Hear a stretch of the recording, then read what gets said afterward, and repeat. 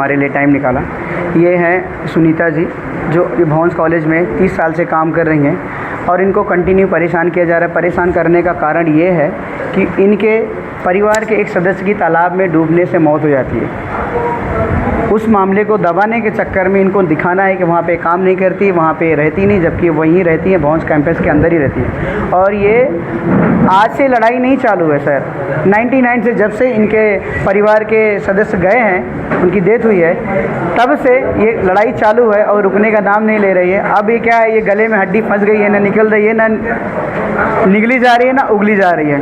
तो इस तरीके से उनको परेशान ये कर रहे हैं कि कैसे ना कैसे यहाँ से ये चले जाएं। अब आप बताओ कि ते 30 वर्षाच्या वरती झालेत आणि आम्ही तिथे राहतो आणि माझे काका जेव्हा त्या तलावात ऑफ झाले तेव्हापासून ती लोक आम्हाला खूप त्रास देत आहेत। आईचा पगार बंद केला, आमची लाईट कधी बंद करतात, पाणी बंद करतात, म्हणजे असे टॉर्चर करतायत। कोणत्या की पाणी बंद केला तर ही लोक इथून जातील, लाईट बंद केली तर जातील ही लोक, असे म्हणजे आम्हाला हे त्रास खूप देत आहेत। पण आम्ही पण डटून आहोत की आम्ही नाही गेलो। आम्ही खूप ठिकाणी गेलो, लोकांकडे न्याय मागायला, सर्वांकडे न्याय मागितलं, पण आम्हाला कुठूनही न्याय नाही भेटला आत्तापर्यंत।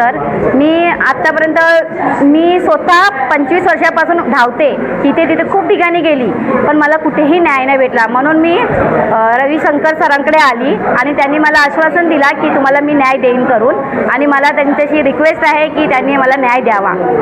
तिथले कोण प्रिन्सिपल आहे ते का दुर्लक्ष करतायत आणि त्याच्या विरोधात असलेली तक्रार वगैरे ते दुर्लक्ष याच्यासाठी करतात की त्यांना माहिती आहे की जर आम्ही त्यांच्याशी लढलो तर आमचे म्हणजे काका जे ऑफ आलेत ना, त्यांच्या टायमाला पोलीस केस वगैरे झालेल्या आहेत, त्या निघू नये बाहेर, त्याच्यासाठी ती लोक आम्हाला जास्त करून त्रास देऊन हटवायला बघतायत।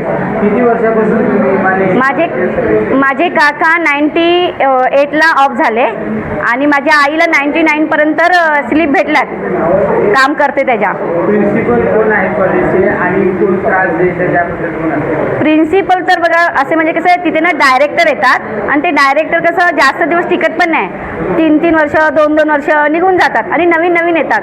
आत्तापर्यंत भुमना आले, ते भुमना साहेब करून होते डायरेक्टर, आता निरंजन आहे, त्याच्या अगोदर पण एक आले, असे भरपूर निघून गेले। परत जेव्हा माझे काका ऑफ झाले ना तेव्हा ते प्रल्हाद आणि वर्षा मॅडम करून होत्या। म्हणजे जेव्हा 98ला म्हणजे काका ऑफ झाले तेव्हा वर्षा मॅडम आणि प्रल्हाद पुजारी ह्या लोकांनी पण आम्हाला खूप टॉर्चर केलं। प्रल्हाद तर जाता रस्त्याने आम्हाला ना बघून असं म्हणजे थुकायचं वगैरे किंवा शिव्या घालायचे, असे त्यांनी खूप केलं, आमच्याबरोबर त्रास दिला आम्हाला। मग आता शेवटचा पर्याय म्हणून तुम्ही काय करणार आहे? आम्हाला शेवटचा पर्याय हेच आहे की आम्हाला न्याय पाहिजे, त्यासाठी आम्ही रविशंकर साहेबांकडे आलो आहे आणि आमची इच्छा आहे की त्यांनी आम्हाला न्याय द्यावा।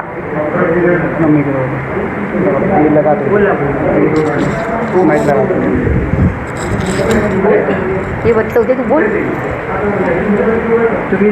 तुम्हाला जर तिथं राहून दिलं नाही, त्रास दिला, एवढा त्रास सहन करताय, तर मग तुझं पर्याय काय? मी जिथे नोकरी करते, मी लॉकडाऊनपासून कोण नव्हता तिथं, तरी मी एकट्या बाईनी नर्सरी ती सांभाळली आणि एवढा सांभाळून मला त्या लोकांनी पगार देत नाही।